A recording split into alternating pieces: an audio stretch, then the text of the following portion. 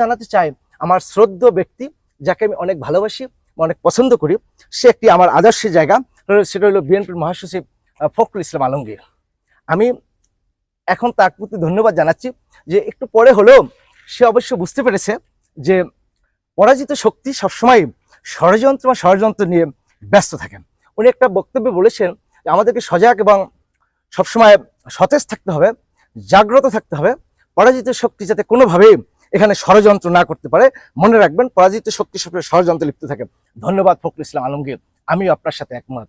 পরাজিত শক্তি হলো সেটাই, একটি হচ্ছে রাজনৈতিক দলের সরকারের পরিবর্তন ঘটেছে, আরেকটি জায়গা হয়েছে পরাজিত শক্তি একটি রাষ্ট্রের উদ্ভব বা সৃষ্টি হয়েছে। আপনাকে দেখতে হবে, বহু সরকার আসে এবং যায়, সরকারের থেকে তার রাষ্ট্র বা দেশ বড়।